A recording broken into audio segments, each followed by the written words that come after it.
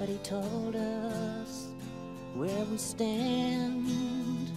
And Flash Gordon was there in silver underwear. Claude Rains was the invisible man. Then something went wrong for Fay Ray and King Kong. They got caught in a celluloid jam. Then at a deadly pace, it came from outer space. And this is how the message ran. Science fiction, double feature. Dr. X will build a creature. See androids fighting. Brad and Janet and Francis stars in Forbidden Planet.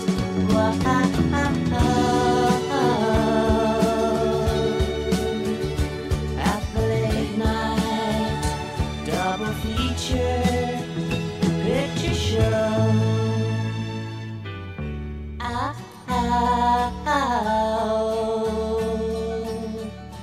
To the late night double feature picture show.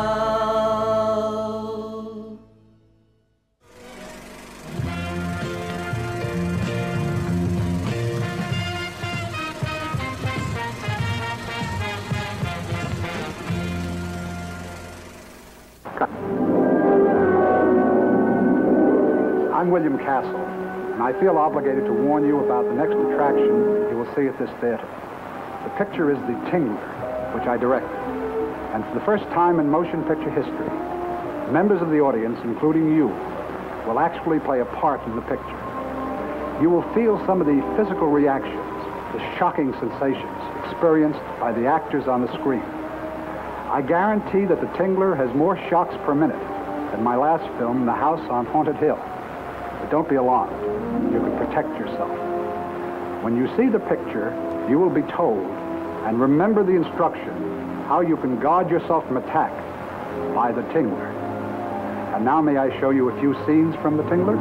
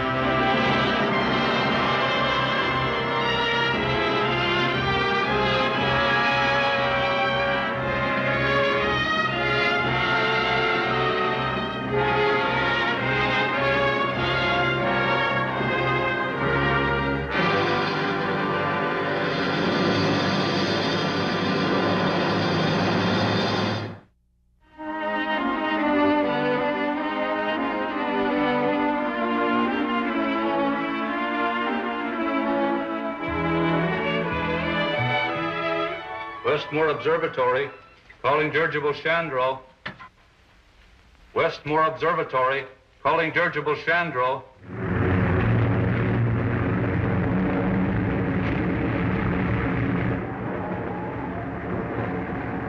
Not scared, are you, buddy? Well, I guess I was a little scared before you got above that blizzard. Keep a secret? Yes, sir. So was I. Well, I'm still scared. What for? We're up so high we can hardly breathe, and we're about to run out of oxygen. Westmore Observatory, calling dirigible Chandro. Flying too low now. Think on any more ice and snow? Calling dirigible Chandro. Westmore Observatory, calling dirigible Chandro. Good, they finally found us. Brayden, take the controls.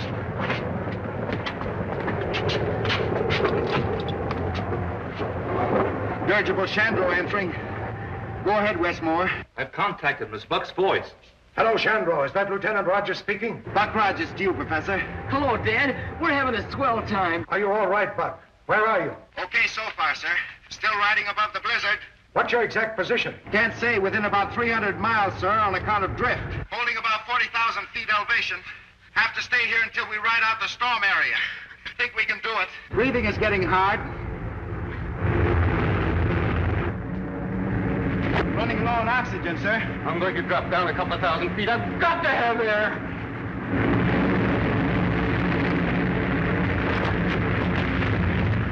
Throw out ballast.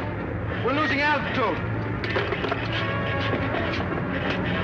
We're going down where we can breathe. Are you fool? We're loading down with ice. Maybe too late now to lift this weight. No, Professor. We've dropped down into the storm. Buck's trying to climb out, but he can't make it.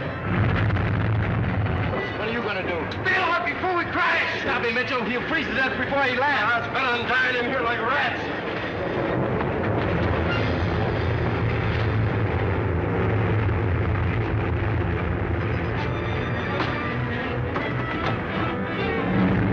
Do you think there's any chance for them, Professor? I'm afraid they're likely to crash, but there is one chance. Hello, buddy. Can you hear me? Yes. Then listen carefully. Do you remember that tank of Navano gas I put aboard just before you took off? Yes, sir, I do. If you're forced down, will you promise me to turn the lever on that tank as far to the right as you can, buddy? Yes, sir, I will. I don't get it. What is Navano gas? It's a recent discovery of the professor's. A gas that induces suspended animation. Suspended animation? Well, that's a lot of hokum, isn't it? Like perpetual motion and... Show it. You see that dog? He's been in there nearly 3 months. What's strange about that? He's dead, isn't he? He's neither dead nor alive for the time being.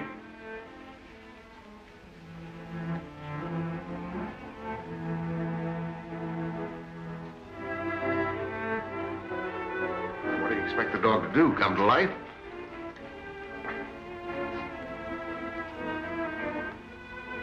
Here, feel of his heart. Why, it's starting to beat. I put a tank of that gas aboard the Chandro as a precautionary measure.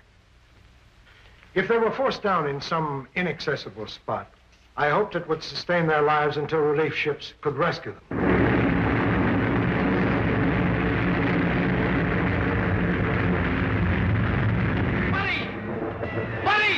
Watch out, we're going to crash! Professor! What is it, buddy? Buck says we're going to crash. Goodbye, Dad. Ask Buck for his approximate latitude and longitude. Buck, Professor Morgan wants to know your approximate latitude.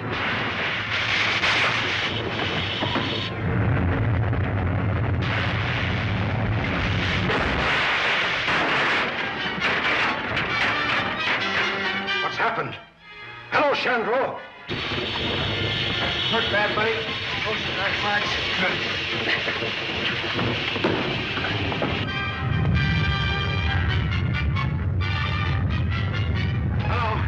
Hello. Chandro just crashed. Give me your latitude and longitude, and turn on the Navano gas. Gas is turned on, sir. Latitude about 70 north, sir. Longitude.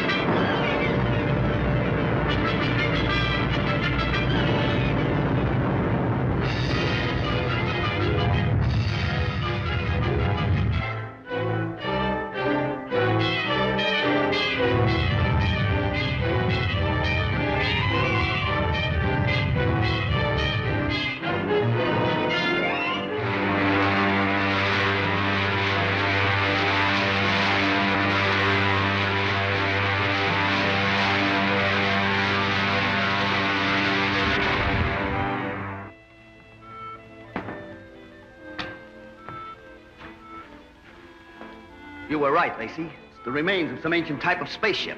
Wonder why we never saw it before. I've flown over this place 100 times. It's probably covered with ice most of the year. Let's take a closer look.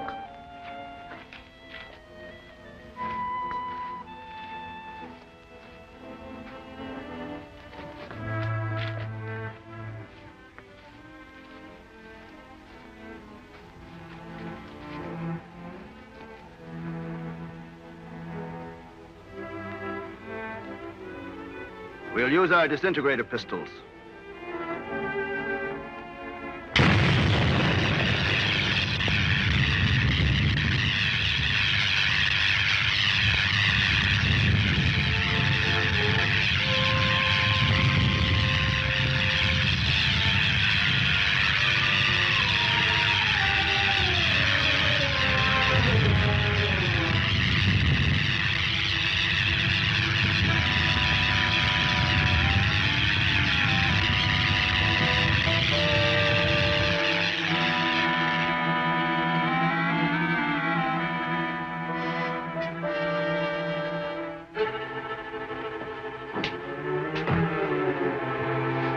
Smells like some sort of gas.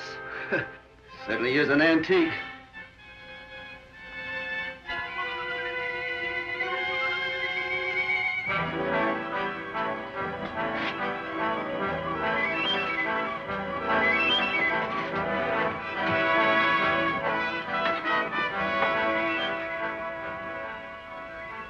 They're in a perfect state of preservation.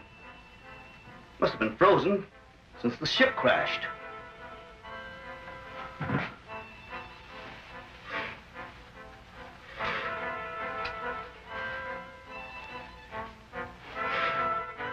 That's strange. Body's almost natural temperature. Let's get them out of here. This gas is making me drowsy. Well, take hold of his feet.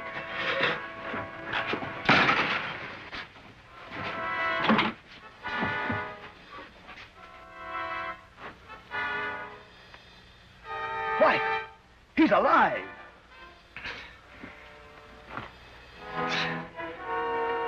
Sure I'm alive. What's wrong with you?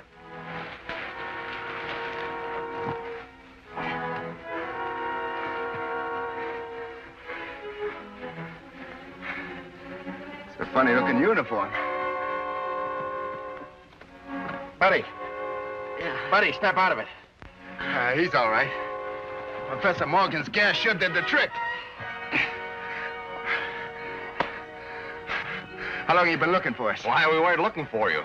Well, that doesn't make any difference. You found us anyway. I think we'd better take him to Professor Huer.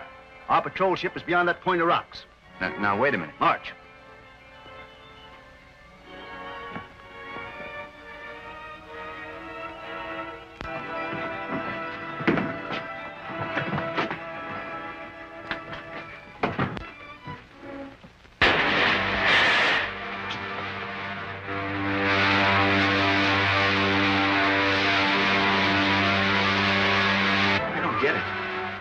Ship's at least 100 years ahead of anything I ever saw.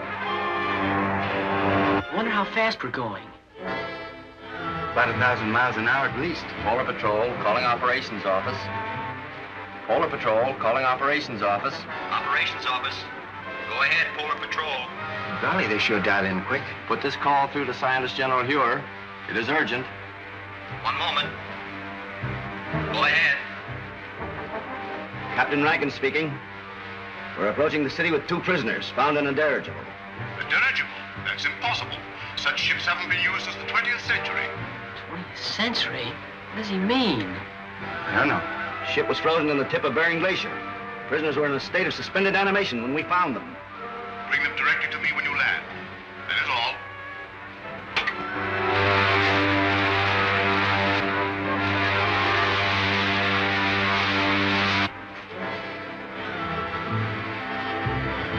Buck, we're gonna crack up.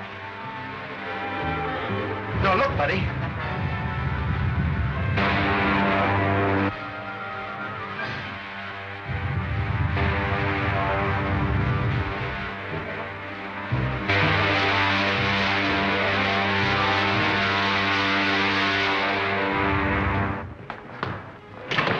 Scientist General suspects her. You're to come directly to his headquarters. Thank you, Lieutenant. Come along, men.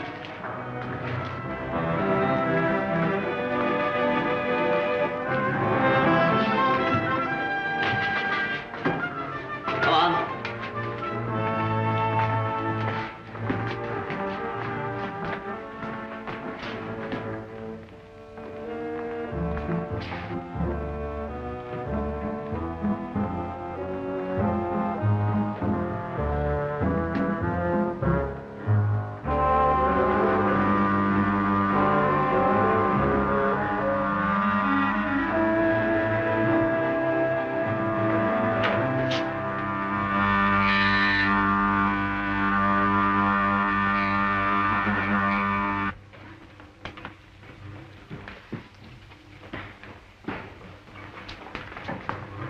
Professor Ure. So what kind of an elevator is that, anyway? By radioactivity, it breaks down the atoms of the body to their component parts, and reversing polarity reassembles them wherever desired. Take my place, Lieutenant Deering. Follow our spaceship through the televi. How did you come to be in that dirigible? I was in command. We'd taken off from New York and were making a transpolar flight around the world when... What year was that? 1938. 1938? Impossible. Let me verify that.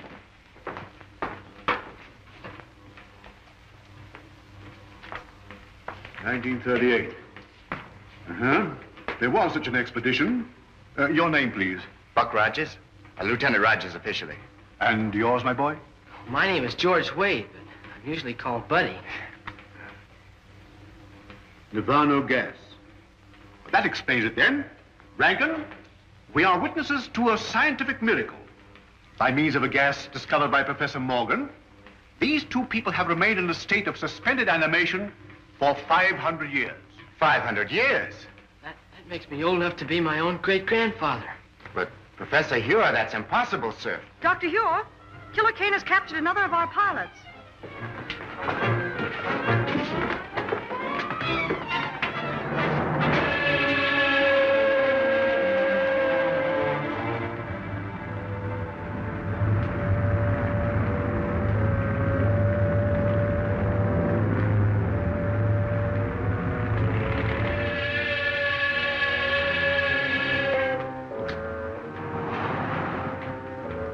You may save yourself considerable discomfort by telling me where to find the entrance to the hidden city. I do not remember. I think I know a way to make you remember.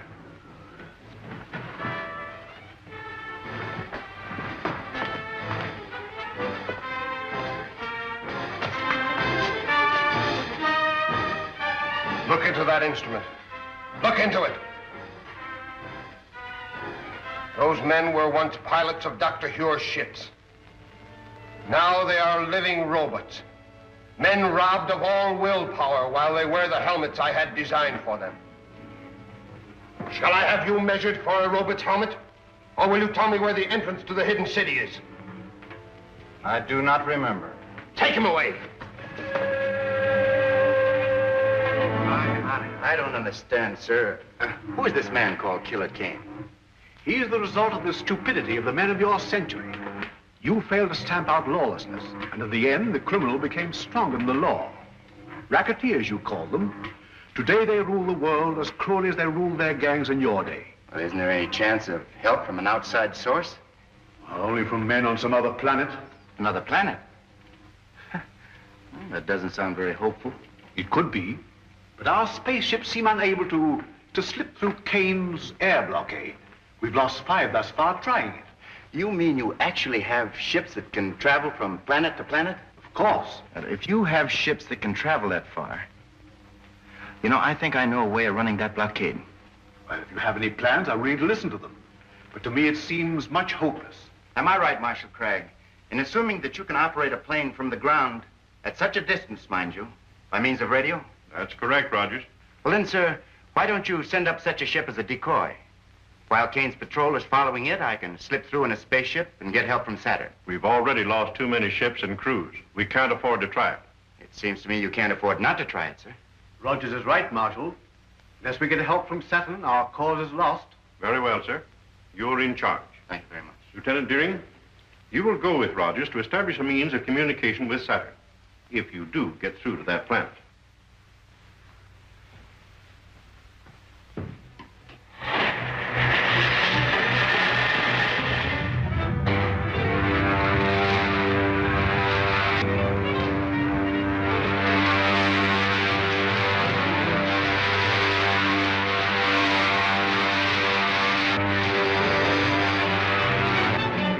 Another one of their spaceships.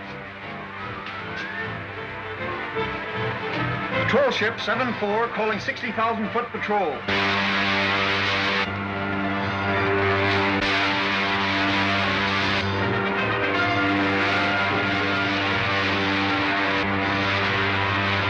Shall I lay our course directly for Saturn now, Buck?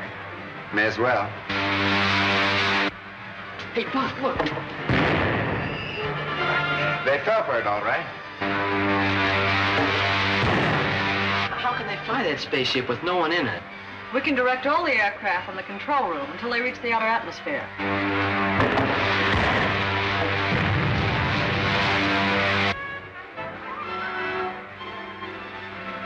Don't think we'll run into any more trouble. Why don't you take a nap, Wilma? I'll take the controls. Thanks very much.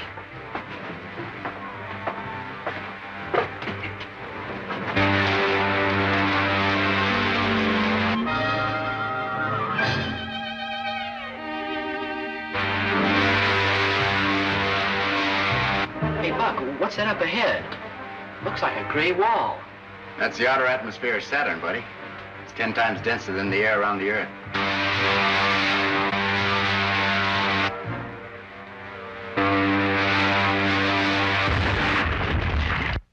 What was that? I don't know. Look, it's two of Killer Kane's ships coming up fast behind us.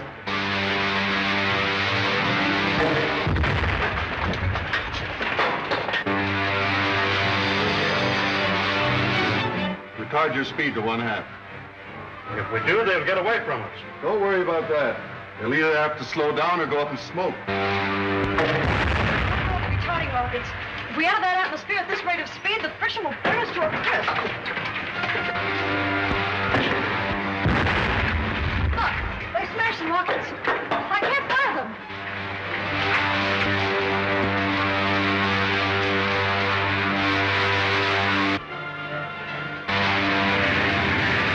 Help me open the release valves in the oxygen tanks. If they explode, we'll be blown to atoms. Buddy, take the controls. The portholes are giving way, Buck. That's no use. The heat has melted the valve heads. Move, buddy. There's only one hope for us. Climb above this atmosphere back into outer space.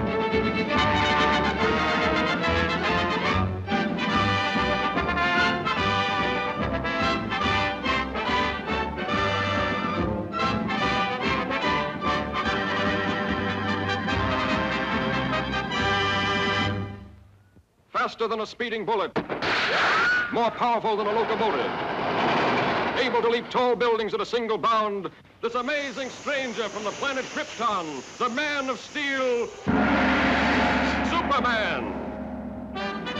Empowered with X-ray vision, possessing remarkable physical strength, Superman fights a never-ending battle for truth and justice, disguised as a mild-mannered newspaper reporter, Clark Kent.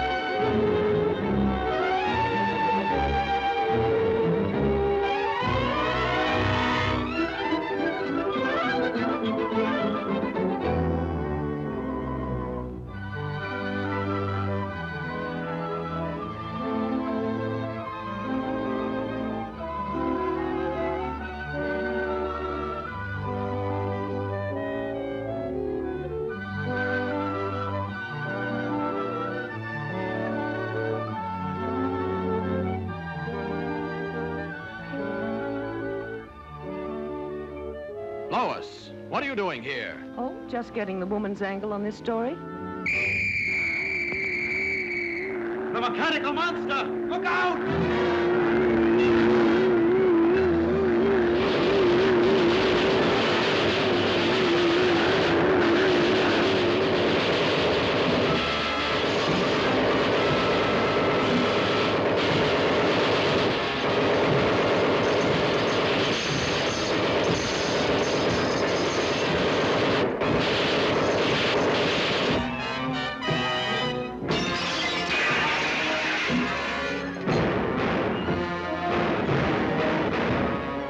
Come on, you fool! You want to get trampled?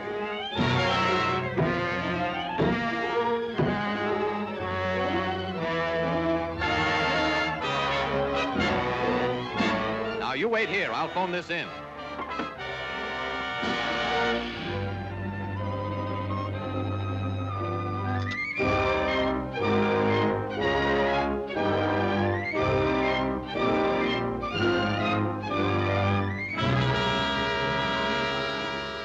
Yes, I'll give you the details later, Chief. All right, Lois. Lois!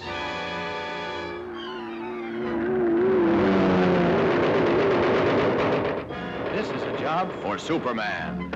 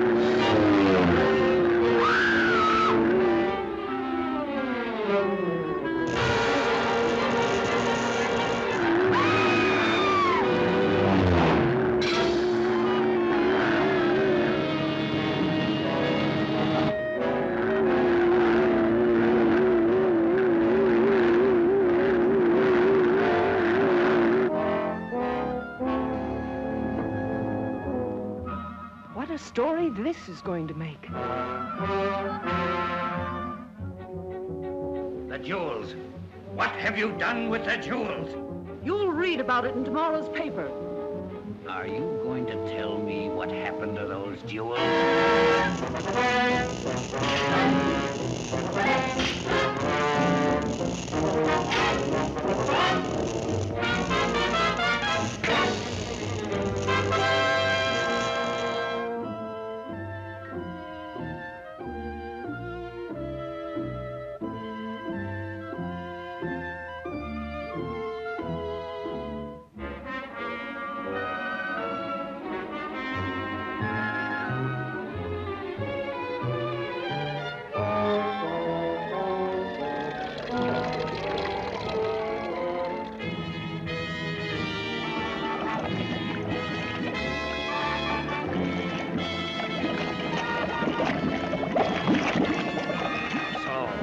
Won't tell me. You'll soon change your mind.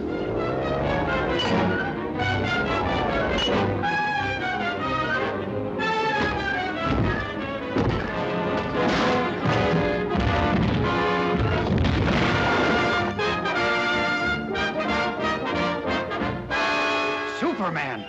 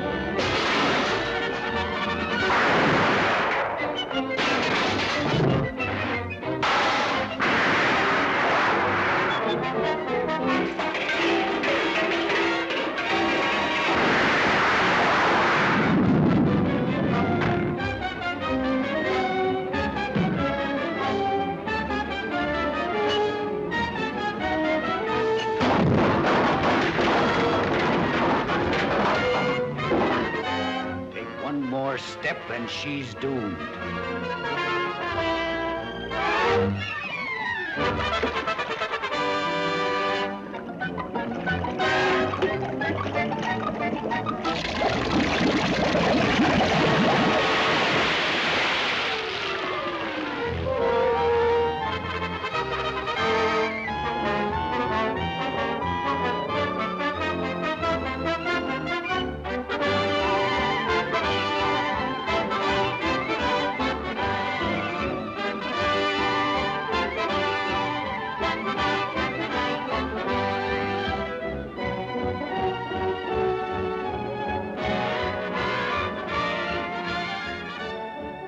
That's a wonderful story, Lois. Thanks, Clark, but I owe it all to Superman.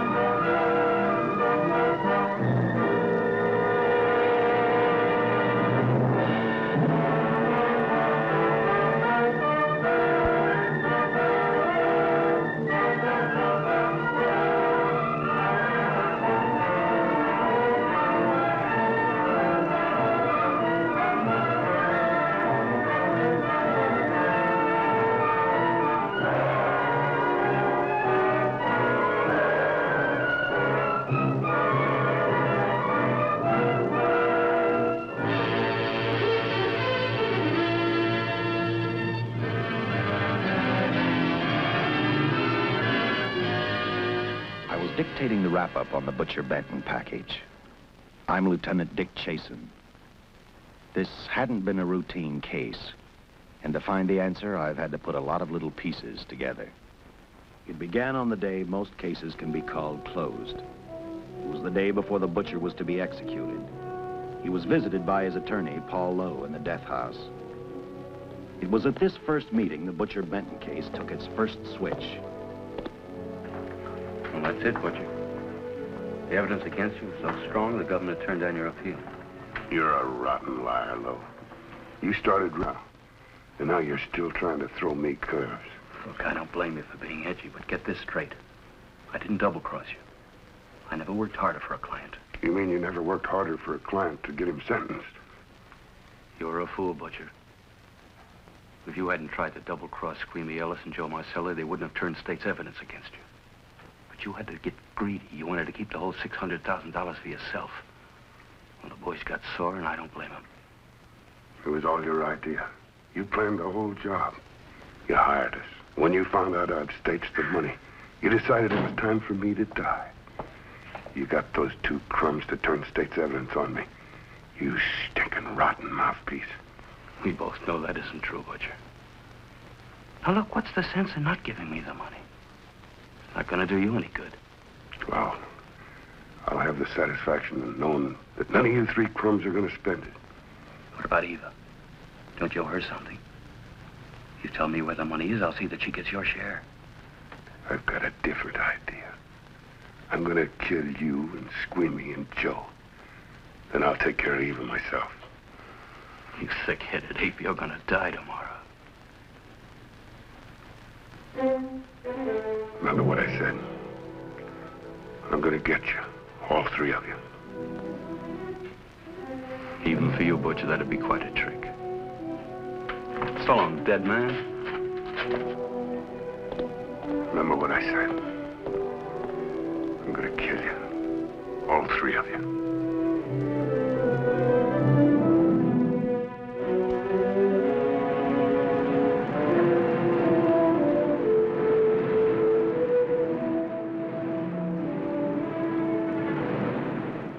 Back in Los Angeles, two men sat in a bar room listening to a newscaster tell his headline story. He played up big the butcher's threat to kill Paul Lowe, Squeamy Ellis, and Joe Marcelli for their having turned state's evidence against him. Squeamy Ellis didn't seem happy over the butcher's threat. Neither did Joe Marcelli. But they had figured, once a dead man, always a dead man. But this was one time everyone was in for a surprise, including the entire police department.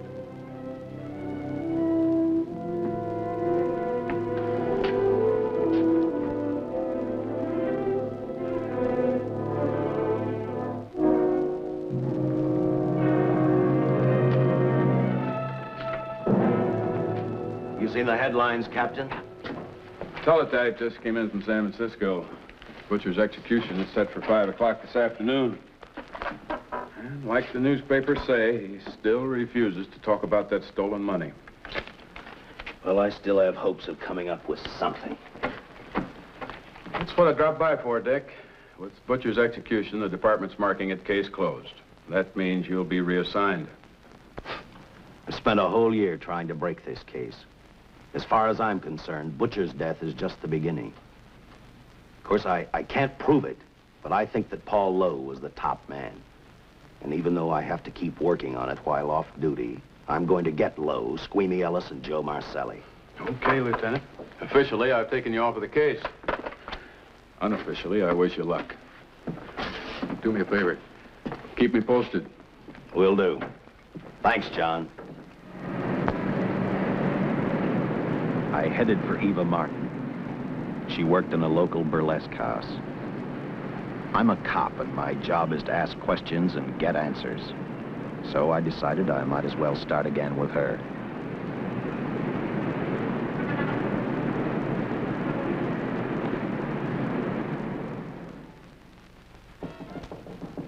Come in. Oh. What do you want? I'd like to talk to you. Talk? You're a cop, aren't you? That's a good question. I can't even find a 3-ton armored car, let alone the $600,000. And I've been on the case a year. I've told you, and I've told you, and I've told you. I don't know anything about the money. I never did. Benton's gonna be dead in a little while. I thought it might make a difference. I never knew anything about the money. Call me dumb. I didn't even know Charles was in the rackets until the trial. Now, take it easy, kid. You're on, Eva.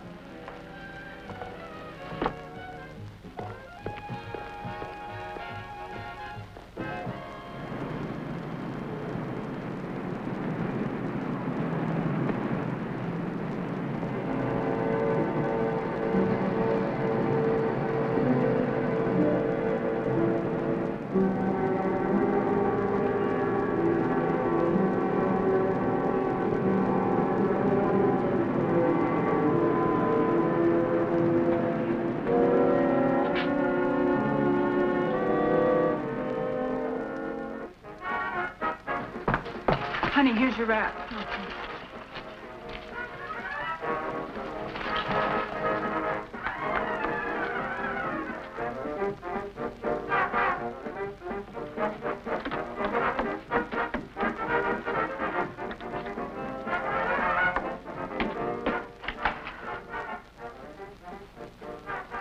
A few moments ago, Butcher Benton, without revealing the whereabouts of the $600,000 stolen in the armored car holdup, paid for his crimes against society in the gas chamber at San Quentin. Now for a look at the international scene. Today... Come on, baby. Don't waste tears on Benton. I feel so badly about Charles. If I'd known, maybe I could have done something. How about a drink? We could both use it. No, I just can't drink while she's working, Paul. Boy, see.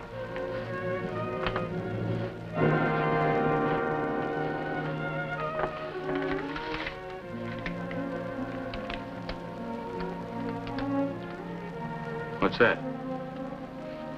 Well, now what's the matter? The message from Charles. He told me to open it if he died. Finale, Eva. All right.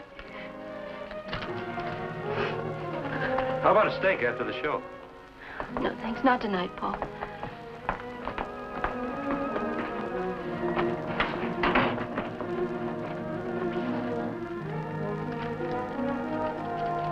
I didn't find out until much later, but Paul Lowe, in opening the letter the butcher had given Eva, found a map outlining a section of the city sewer system. And clearly identified was the spot where the butcher had hidden the stolen payroll.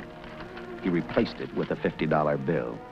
I guess he figured $50 to gain $600,000 was not a bad day's work.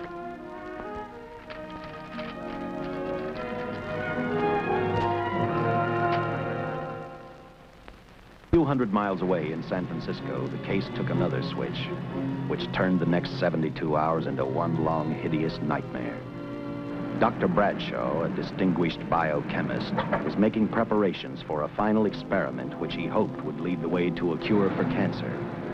He'd been successful with laboratory animals. The last step called for a human body.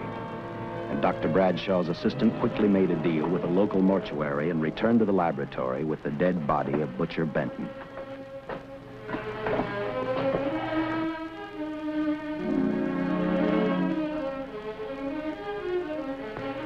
You made good time. Well, I didn't waste any.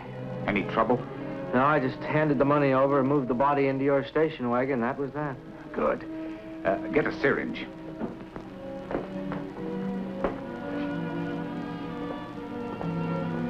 He's in good shape. Well, I hope so.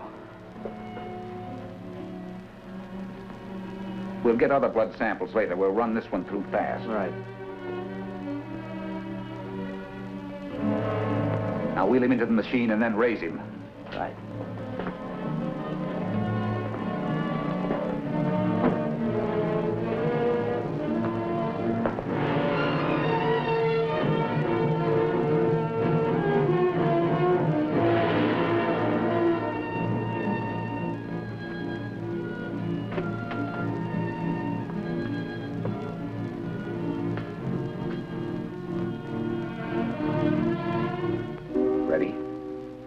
mean you're going to give him 287,000 volts? Yes, yes.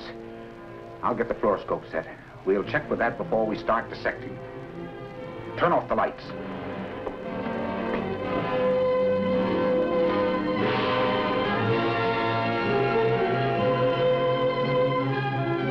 There you are, old boy. If you respond properly and my theory is sound, you'll be more famous dead than alive. Throw the switch.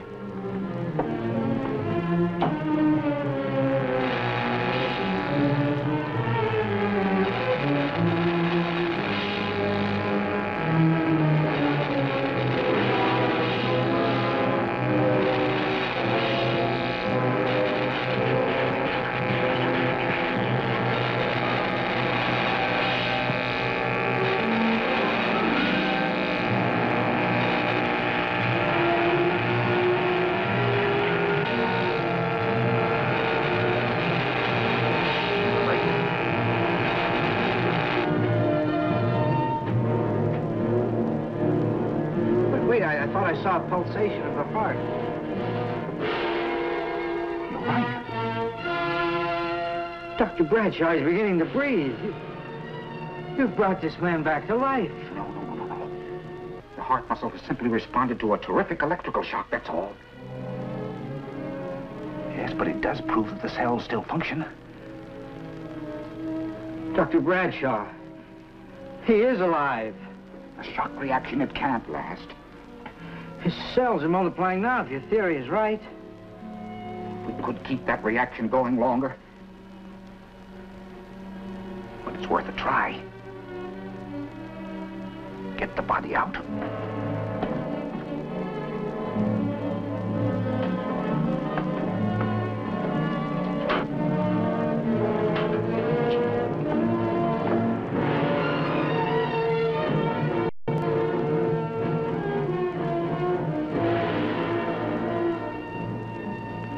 Get some adrenaline from the supply room. Some amyl nitrite, too. Hurry, hurry.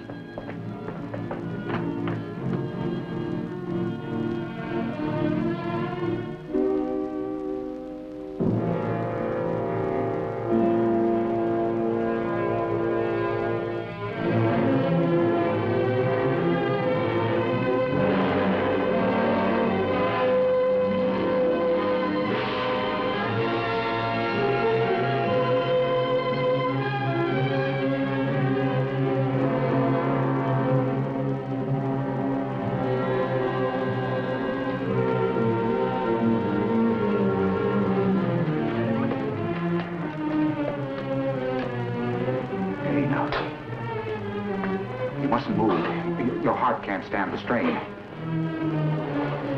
Now you must lie still. Please, please. Easy now. Easy. Easy. You must lie. Easy. Please.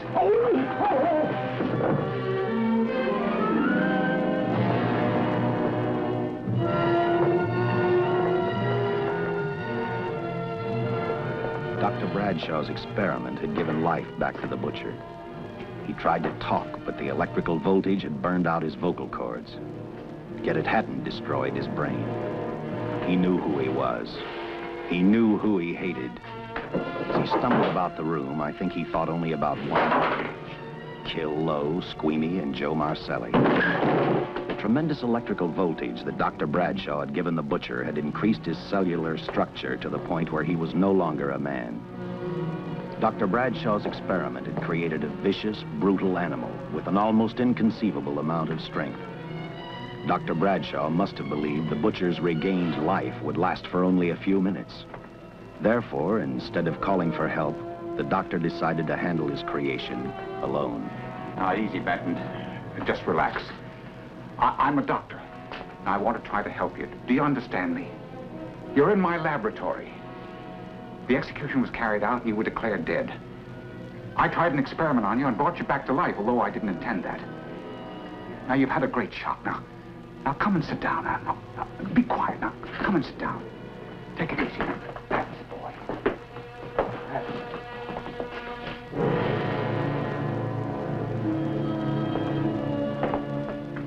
Careful. His reactions are violent. How do you explain this? Each cell must have multiplied 100 times. perhaps thousands. His strength is unbelievable. No, it's too late for the amyl nitrite. I want to get some blood samples, make some tests on him, find out what's happened. Get me a syringe.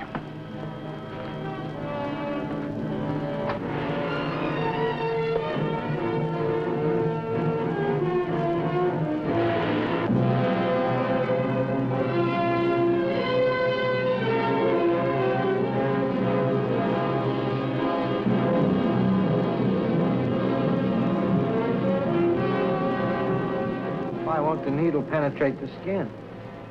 Tissue must be nearly a solid mass of cells. How are we going to get the blood sample? Surgically, perhaps.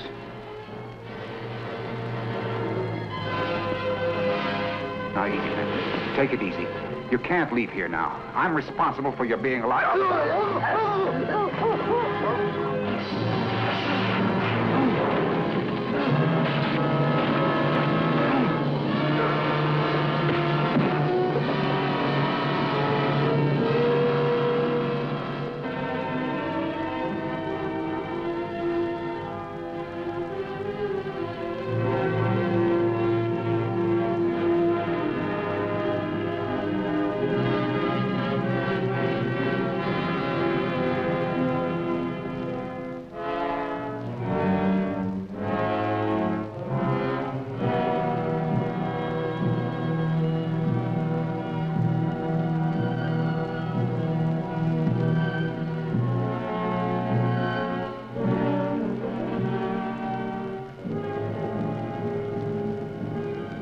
Towards the end of this case, Captain Lauder and I found out the doctor and his assistant had been murdered. But I'm getting ahead of my story. The butcher didn't know how he had been brought back from the dead, and he didn't care. All he knew, he was alive. Then this monster-made man started thinking about Los Angeles.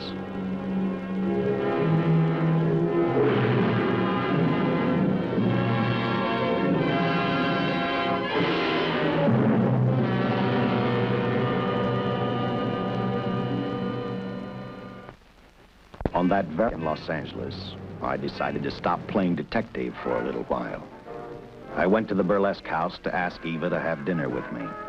After all, the butcher was dead, and if I got lucky, sooner or later, I figured Paul Lowe would lead me to the stolen payroll. In a way, that possibility made me even feel better. It's not fair to watch the show from backstage. Next time, I'll pay admission. I take it by that remark you like my routine. Yeah, you're pretty good. What I can't figure out, though, is why you stay in a place like this. It shouldn't be hard for someone like you to get a job in a class spot. If you weren't a detective, I'd be willing to bet with a line like that your next remark would be, how about dinner? Well, not exactly dinner, but a hamburger might be a good idea. If you're asking in an official capacity, I can't say no. I'm off duty. For the past 6 months, all I've ever called you is Lieutenant Chasen. Do you have a first name? Uh-huh. Dick. Give me 10 minutes for a quick change, because you've just made yourself a date, Lieutenant. I mean, Dick.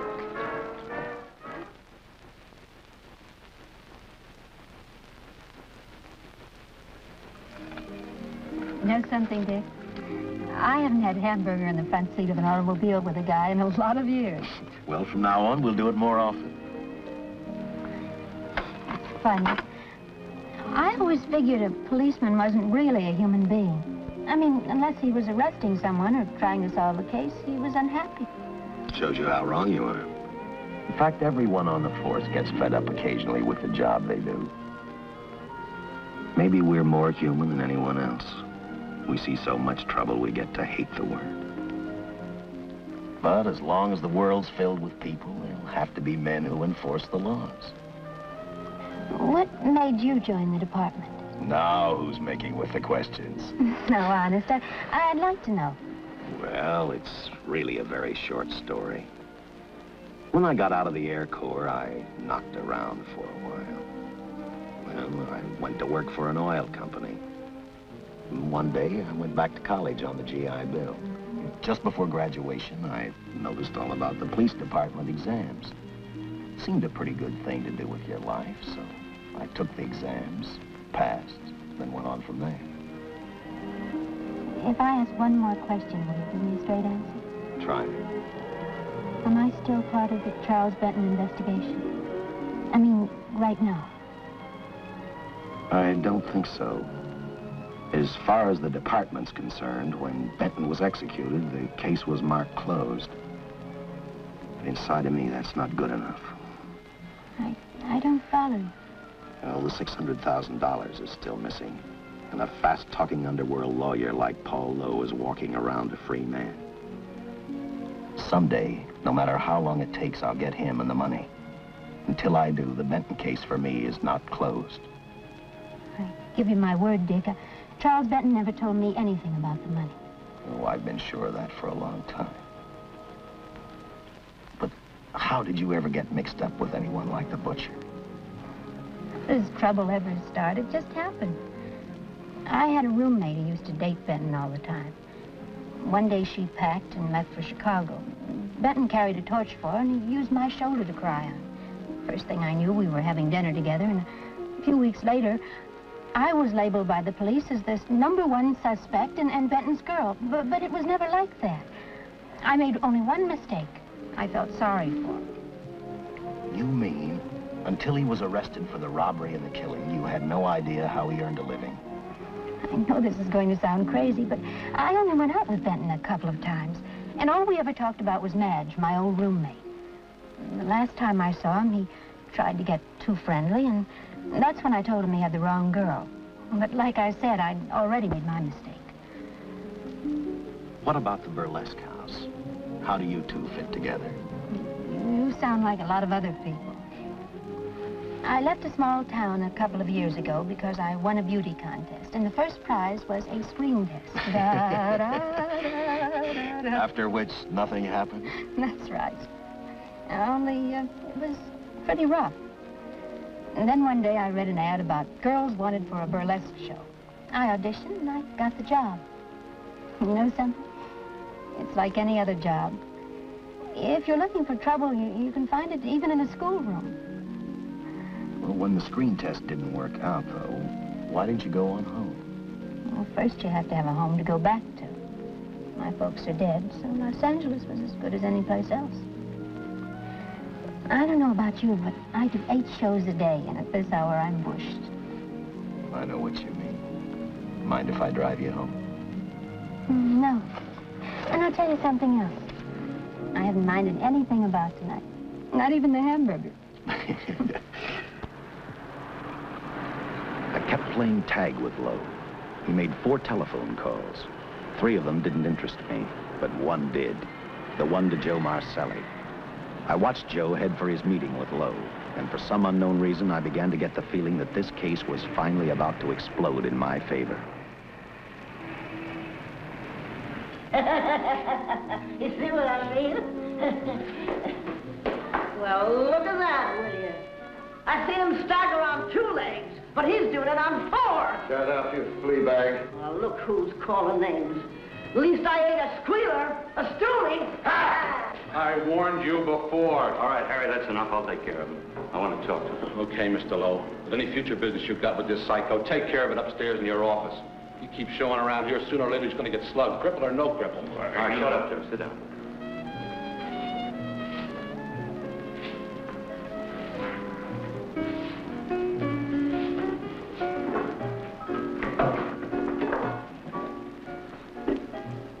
I need a shot. Bad. You'll get one after I talk to you. You sober enough to understand? Yeah, I run out of dough. No wonder. Look at you. You used to be the best torch man in town. Now I don't think you could crack a safe if you knew the combination. No jobs. Nobody wants me since I turned states on Benton.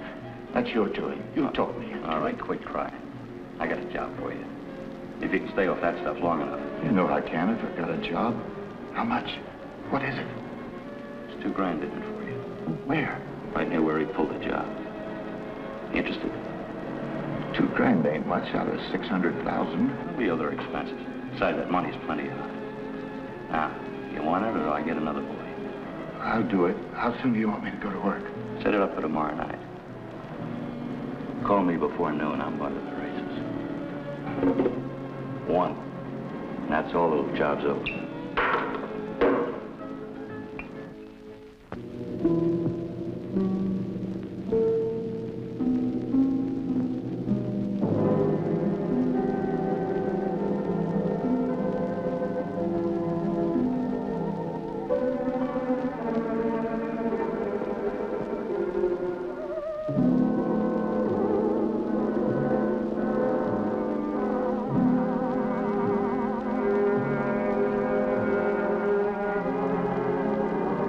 Was walking slowly toward Los Angeles.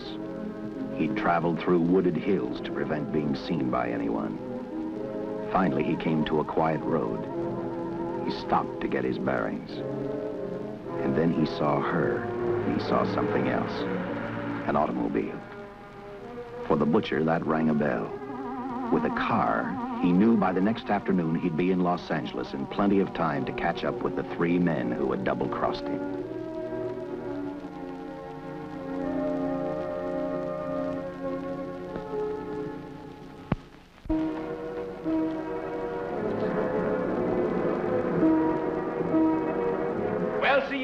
Gentleman to be helping strangers in distress.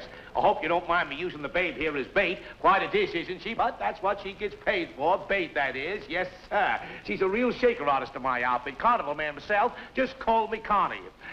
Yeah. Well, friend, we're in a little bit of difficulty here. Got a flat tire, brand new car, no tools in the back. Why, some of these dealers make my carnival grifters look like babes in the woods.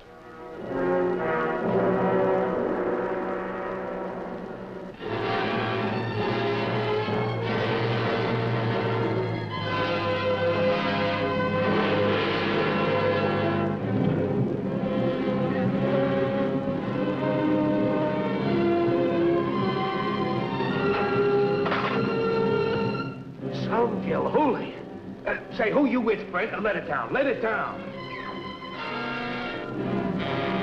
No matter who you with, friend. Believe me, I can do better for both of us. I'll make a fortune for the both of us. Oh!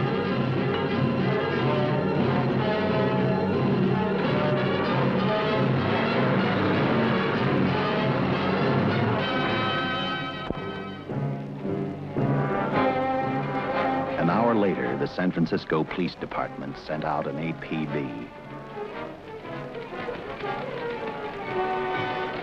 Squads were sent to various parts of the countryside.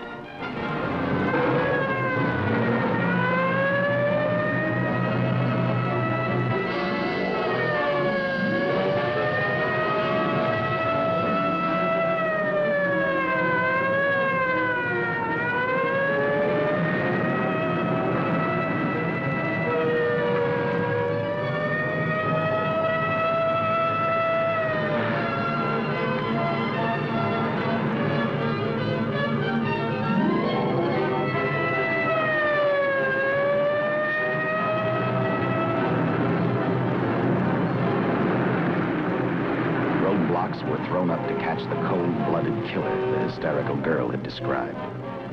Each squad kept reporting back to Central Headquarters, and each of their stories was the same. So far, none of them had spotted the car the killer was driving.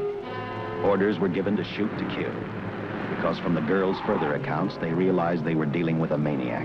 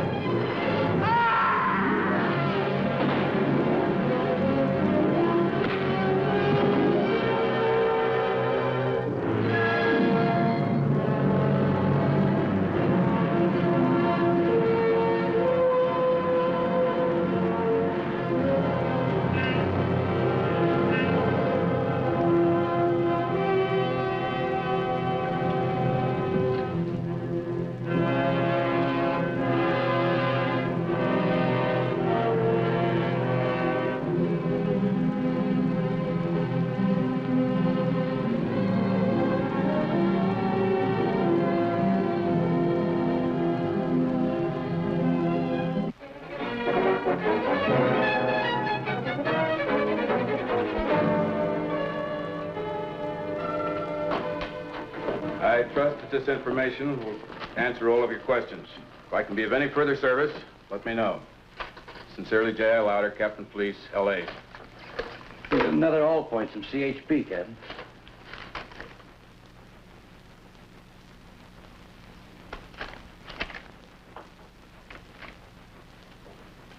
These reports sound like they come from a bunch of loonies. Sure do. There it is. Sergeant. Yeah. I want Lieutenant Chasen to look these over as soon as he comes in. All right, Captain. The next morning, I read the stories of the brutal murder of the 2 police officers. I also read the witness's statement about the bullets having no effect upon the killer. I felt sorry for the witness, and I thought about how easily a person's mind can become confused when suddenly they receive a brutal shock. I didn't believe a man existed who could not be stopped by a slug from a .45. Good morning, Captain. You and the rest of the force are going on 24-hour duty. Seen the headlines? You mean this guy that's running amok up north? Yeah, the latest report, he's killed 2 police officers. Made a getaway in a green coupe heading south. I've got a hunch this killer's gonna be our baby. He could be in town right now. Yeah. You better get started, Lieutenant. Okay. Any new leads on that hold-up money? I think the girl can probably be counted out. If any of the others are wise, they're keeping mighty quiet. Let it ride for now. The whole force is gonna be on the spot until we catch this killer. Newspapers will have a field day.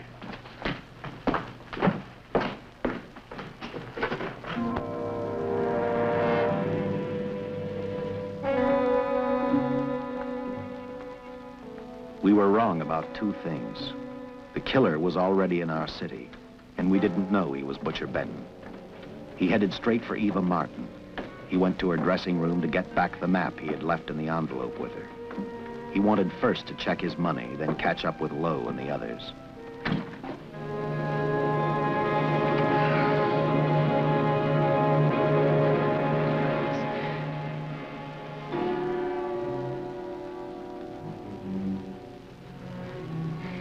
Can't be.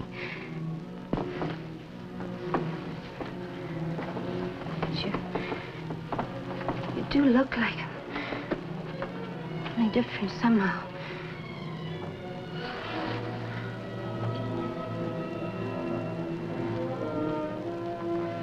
It is you. Why didn't somebody tell me? What's happened, Charles? These look like bullet holes. Are they?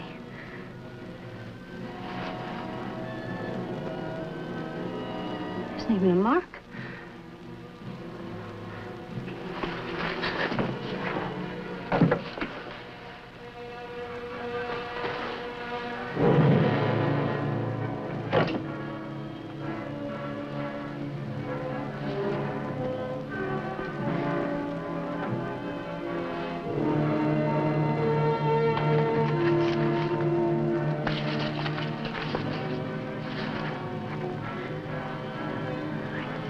I opened it like you told me. I found the $50.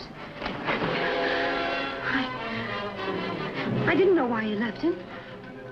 Paul didn't know why he was here.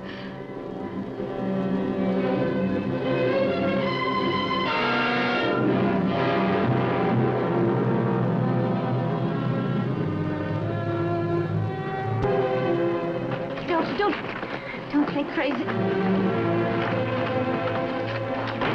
The name of Paul triggered his hate. He left her dressing room and started for Squeamy Ellis and Joe Marcelli's place. Because he knew, with them out of the way, Paul Lowe couldn't open the strong box where the money was hidden. He thought of Squeamy and Joe first. He was saving Paul Lowe for last.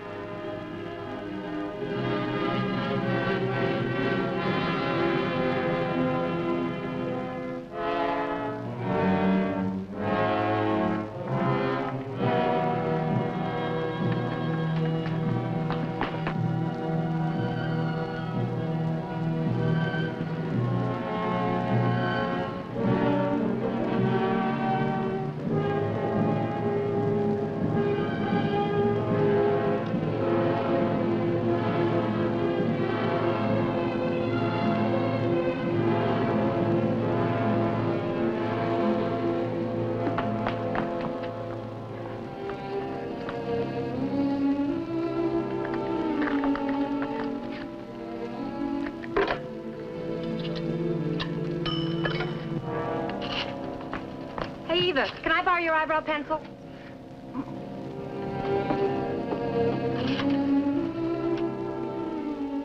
Operator, get me police headquarters. Lieutenant Chasen, please.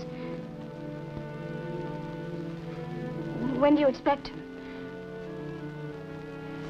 Well, tell him Charles Benton is alive, and even bullets can't stop him. I'm not crazy. Just say a friend of Charles. He'll know.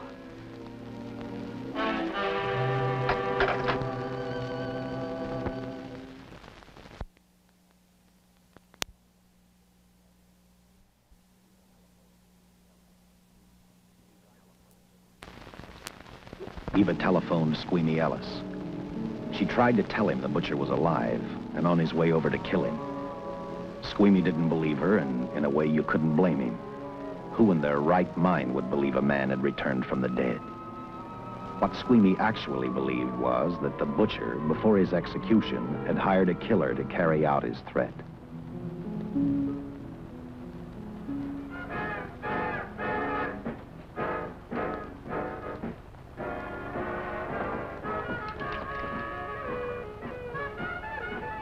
You sick? What? You don't look so good to me. 10 minutes, Eva. All right. Say, Eva, I could take over the matinee trick for you. What? It's easy. Look, Eva, I can do it. Scub-up-de-doo-doo-doo. Oh, Francine, I just thought of something. Yeah? Eva agreed to let Francine do the show. She hoped she'd be able to interrupt the butcher before he arrived at Squeamy's hotel. Or, failing that, at least be able to warn him to stay out of sight. You wanted me, Captain? Yeah, I just had a rundown on those fingerprints of the stolen car up north. We got nothing on the driver who was killed or the woman with him. Take a good look at these. There's something funny about these. Yeah. The boys in the lab can't figure it out either. Those are the killers. They were found on the steering wheel. Looked like they'd been stamped in with a steel die. They sure do. These are Butcher Benton's. What? Well, they look the same to me. How do the lab boys explain that? They don't. Their best guess is a twin brother. An identical twin could have the same pattern of whorls with only slight variations. Ever hear of the butcher having a twin brother? No. Even if he did, it wouldn't explain these freak prints. You didn't pick up your message, Lieutenant. Some wacky dame calls you. And she says Charles Benton is alive. Then bullets won't stop him. If we buy the twin theory... Who was she? Where'd she see him? Well, she wouldn't leave her name. Sounded kind of hysterical to me. Said she was a friend of the butcher's. Eva Martin. Get over to Follies and see what that girl knows. Yeah. Some guys have all the luck. I never drew an assignment to the Follies.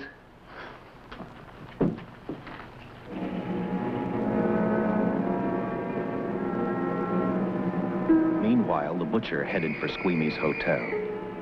He didn't seem to be in any particular hurry. Actually, he seemed like any normal person, on his way to work or on his way home.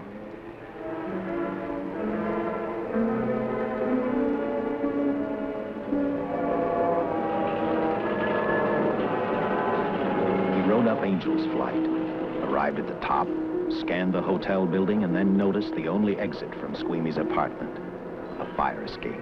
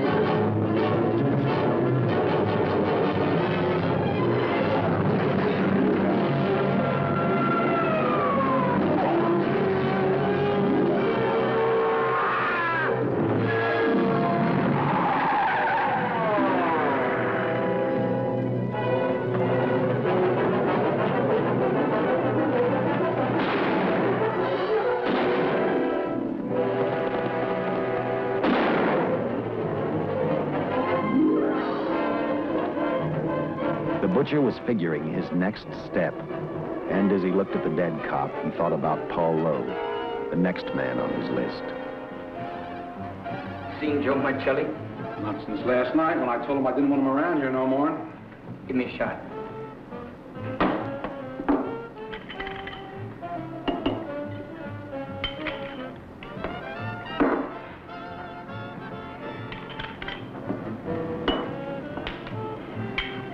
Look, I need help. Just found out that Benton's hired a killer to get me. He's after Joe, too. Then drink up and get out. I don't want no trouble around my place. You're a real pal. Drink up and get out, I said.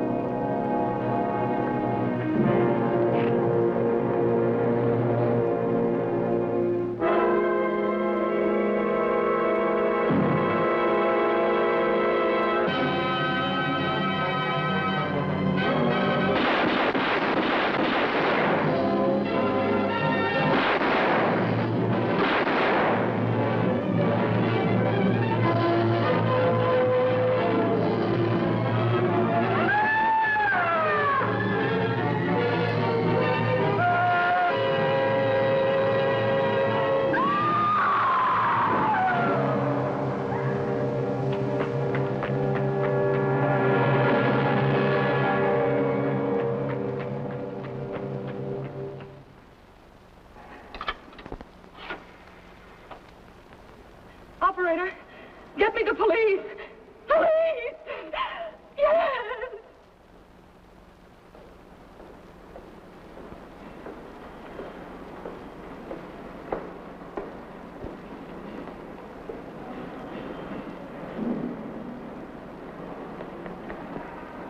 What's happened?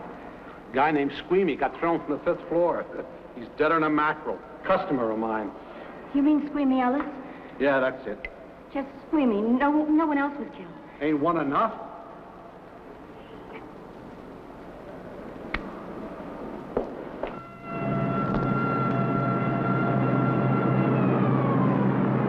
I tell you, the bullets never even phased him. He must have been wearing a bulletproof vest. God help us when the papers get a hold of this. Keep an officer on duty here till you hear from me. We'll get a stakeout on Joe Marcelli. I'd like to talk to Joe. Lauder, I'm going to call San Quentin. Suppose Benton is alive. Every available man's been put on the case now. Yes, sir. All right. All right. Anything new? Report on Dr. Bradshaw, owner of the station wagon. The San Francisco police located his laboratory in the basement of an electrical power receiving station. Bradshaw, what's he know? He's dead. And another man, too, his assistant. The lab is a shambles. But now we're getting some action from San Francisco. Benton's body never arrived at the mortuary where it was supposed to go. An attendant there finally broke down, admitted he picked up some quick cash by handing the body over to a man he was unable to identify. The man was driving a station wagon. Blast it, man. The chief's on my neck, and the commissioners are on his, and the mayor's on theirs. Now, am I supposed to tell them that our killer is a dead man? They found a notebook in Bradshaw's lab. It ties his experiments in with a Professor Dwiggins at Caltech. I hope to hear from Dwiggins soon. Captain, report from the valley on a hysterical woman. Reports the presence of the killer. There's the location. Let's go.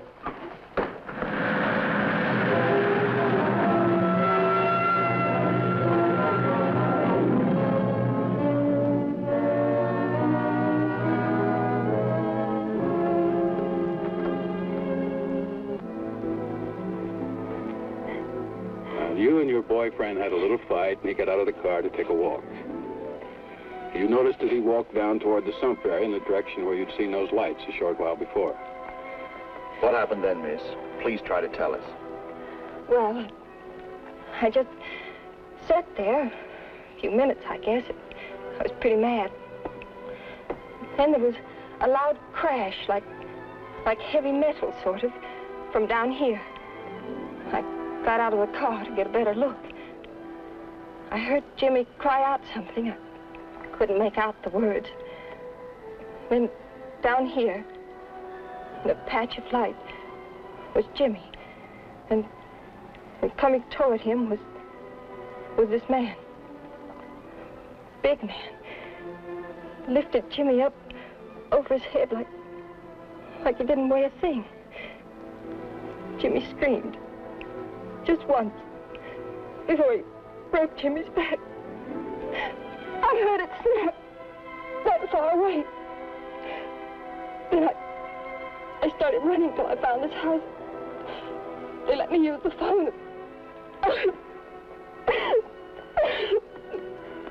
Thank you, miss. We'll see that you get home all right now. O'Malley, see that the young lady gets home all right. Paul Lowe, while driving to his office, heard a radio commentator report the murder of Joe Marcelli. And what shocked him most was when the broadcast identified the killer as possibly being the butcher. Lowe headed straight for Eva Martin at the Burlesque Theater. Oh, you gave me a start, Mr. Lowe. What are you doing here? Where's Eva? Oh, I'm taking her place. I'm going to wear her costumes. What's it to you? I asked you, where's Eva? Hey, don't get physical. And watch your tone of voice, Buster. I told you. Little Eva isn't here. I could see that for myself. Where is she? She's at police headquarters. That's where she is. Yes, sir. No, sir. Captain Lauder's still with the mayor. The killer dropped out of sight. He was last seen in the Hollywood area. Yes, sir. We know he's dangerous. Every angle's being covered. Yes, sir. I'll tell him.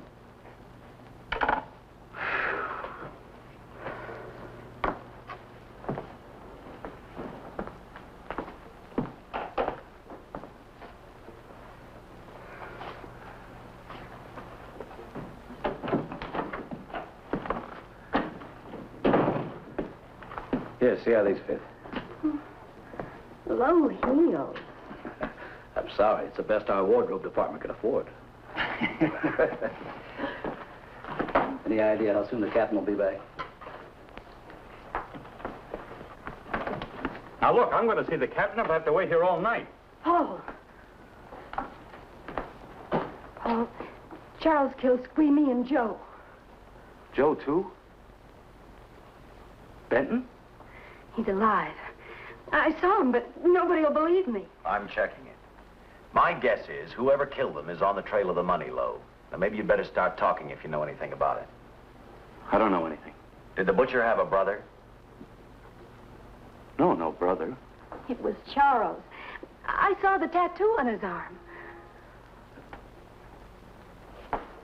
Look, I demand police protection. Where's the money, Lowe? You heard me. I demand protection. I know my rights. We put stakeouts on your office and home.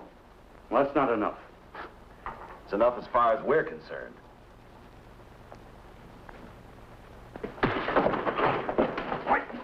Are you gonna book me, Sergeant? Then throw away the key.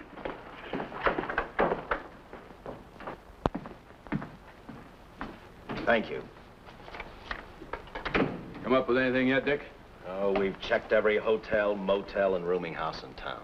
We've run a cross-check on every hangout butcher ever used. Net results, blank. This is incredible. We not only discover a dead man turned killer, but it's beginning to look like he plays ghost, too. He's somewhere in this city, and if we have to take it apart brick by brick, we've got to get him. I may be way off, but I think Paul Lowe could tell us a lot. Maybe. But it's a cinch he's not going to. Well, suppose he had no alternative. You better grab some coffee. Your mind's beginning to play tricks on you. No, now, wait a minute. When Lowe came to us for police protection, it was because he was scared stiff the butcher would add him to the list of Squeamy Ellis and Joe Marcelli. Go on. It figures, too. When he slugged the sergeant, he knew we'd book him right away. Oh, this Lowe's a pretty cute character. But we can play the same game. You mean we'll threaten to release him? Well, not exactly. You tell him you realize that he was excited, that throwing the punch was accidental. Tell him we're not going to make a charge, that he's completely released. Lieutenant, you know we can't do that. Lowell made his first mistake when he hit the sergeant, and that'll get him a year. As far as the department's concerned, at least it's a small victory. If my hunch is right, Lowe won't want to be on the streets with the butcher looking for him. And he may talk, and talk a lot. Enough maybe for us to get rid of him permanently. Even lead us to the butcher. If he's frightened enough, that might work. But if it doesn't...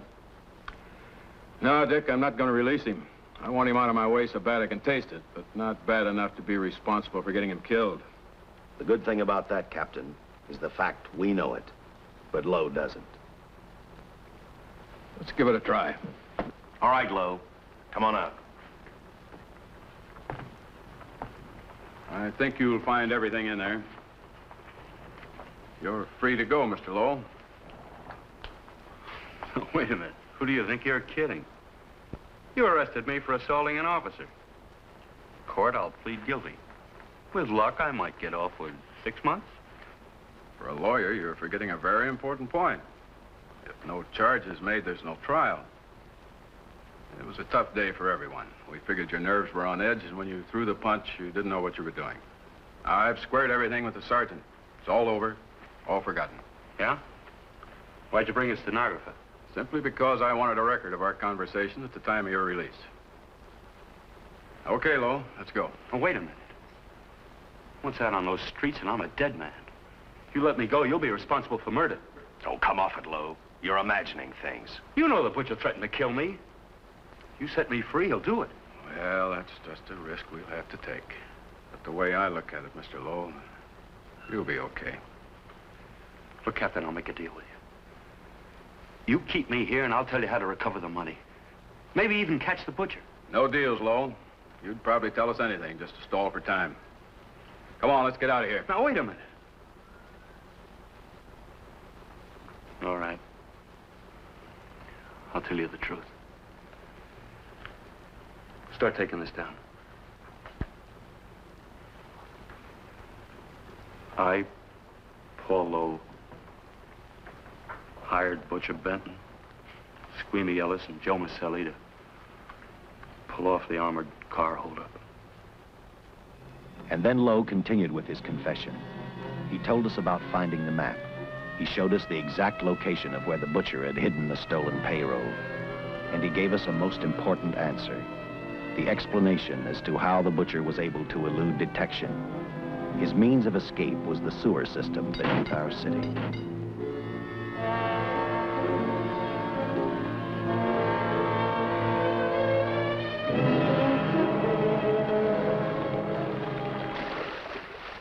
The department went to work fast. Every police squad in the city was detailed to cover a specific area.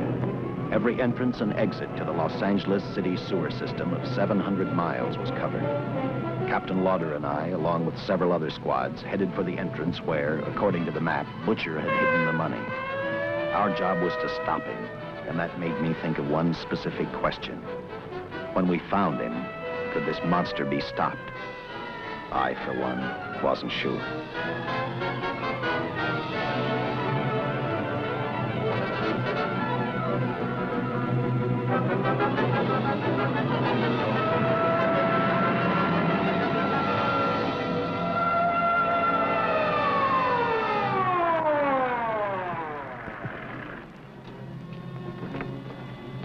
Everything all set, Lieutenant?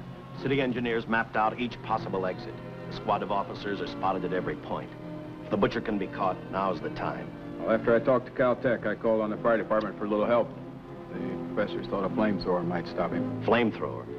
I suppose our boys have had a chance to join our squads by now. See, we have one with us here. Have you thought about what'll happen if this doesn't work?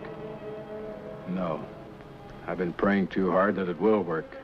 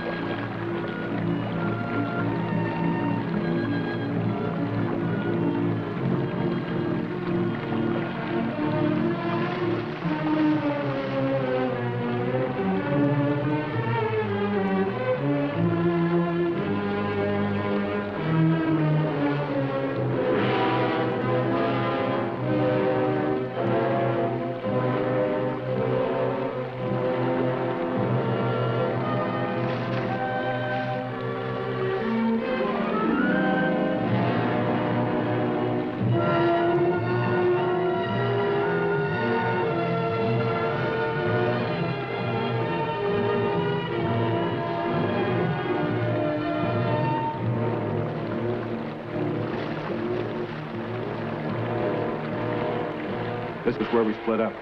I'll go straight ahead.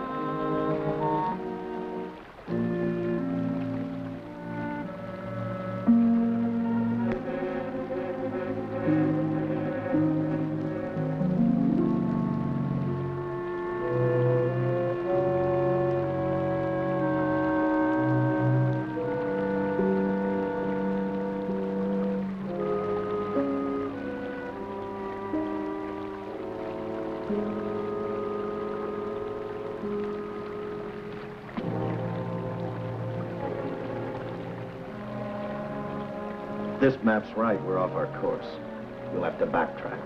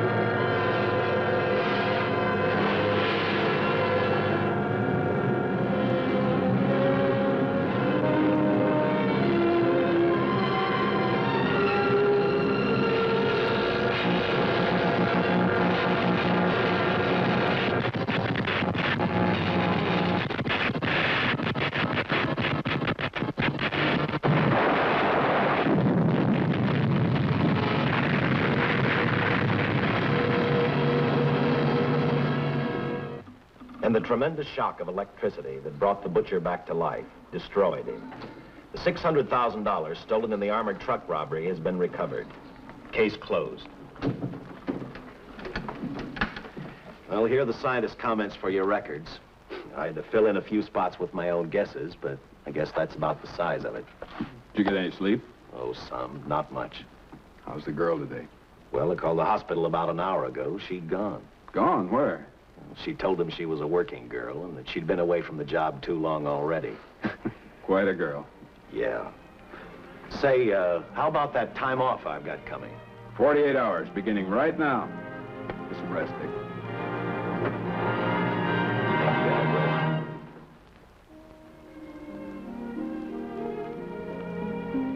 You know something, Dick? The past 72 hours seem like a bad dream. That rest in the hospital today really gave me a new lease on life. Now that it's over, I can't believe it actually happened. The important thing is to remember it is all over. I suppose you'll be assigned to another case. I'll have to give up hamburgers in the front seat of the car for steaks in a restaurant. No. I've thought about that. In fact, I decided to do something about it. I started by talking the captain into a short holiday, and just about an hour ago, I got you fired. What? What did you do that for? I figured that being my wife would take up all of your time. Even if I wanted to say no, I couldn't. You're not supposed to say no to a detective. I figured that, too.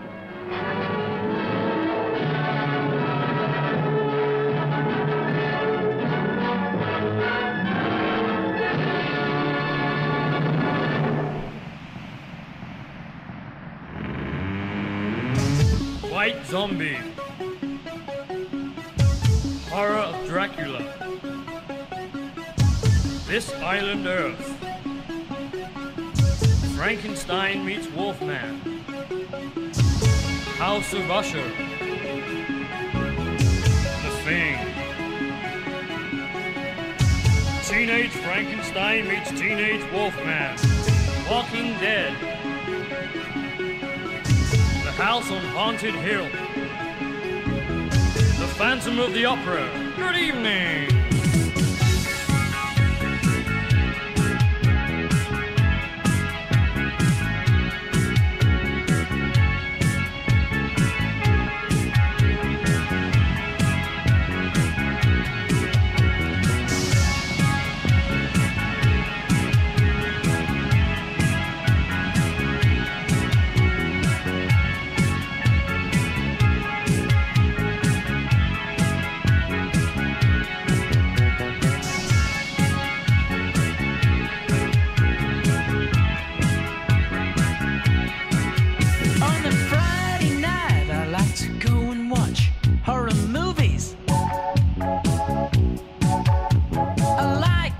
Dracula, Frankenstein, and all those old groovies. Some like it cold, I like it hot. Especially when my girl holds my hand such a lot. Wow, me and my girlfriend, we love watching horror movies. Me and my boyfriend on a Friday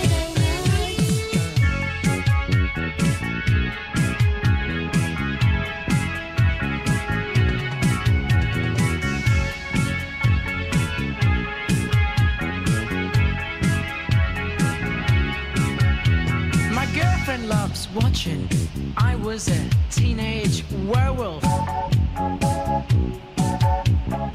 I love Vincent Price in a film called Witchfinder General. You see, some like it cold, I like it hot. Especially when my girl holds me tight such a lot. Wow, me and my girlfriend, we love watching horror movies.